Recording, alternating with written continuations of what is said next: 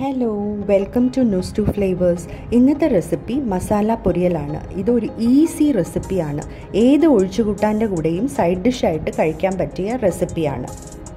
വേണ്ടുന്ന ഇൻഗ്രീഡിയൻസ്: കുറച്ച് മുരിങ്ങയ്ക്ക, 4 ചെറിയ ഉരുളക്കിഴങ്ങ്, 2 കത്രിക്ക, 1 സവാള, പിന്നെ ഒരു മീഡിയം സൈസ് തക്കാളി, കുറച്ച് വെളുത്തുള്ളി, 1/4 ടീസ്പൂൺ മഞ്ഞൾപ്പൊടി, 2.5 ടീസ്പൂൺ മുളക് പൊടി, 1/4 ടീസ്പൂൺ മല്ലിപ്പൊടി, കുറച്ച് കറിവേപ്പില.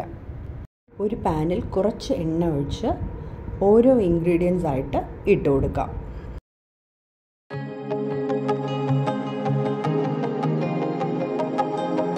വെളുത്തുള്ളി, തക്കാളി, കറിവേപ്പില, മഞ്ഞൾപ്പൊടി, മുളക് പൊടി,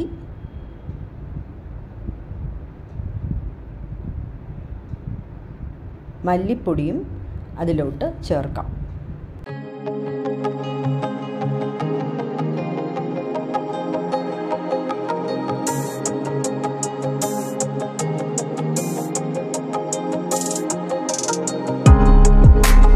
ഉപ്പിട്ട് വേവാൻ ആവശ്യത്തിനുള്ള വെള്ളം ഒഴിച്ച് ഇളക്കി അടച്ചു വെച്ച് വേവിക്കാം.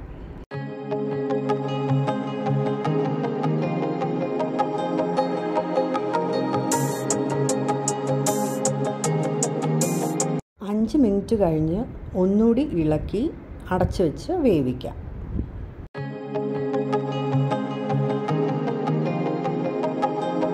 വെന്തിട്ടുണ്ടോ എന്ന് തുറന്നു നോക്കാം. വെള്ളമെല്ലാം വറ്റിയിട്ടുണ്ട്. ഒന്നുകൂടി ഇളക്കി എണ്ണ ഒഴിച്ച് ഫ്രൈ ചെയ്ത് എടുക്കാം.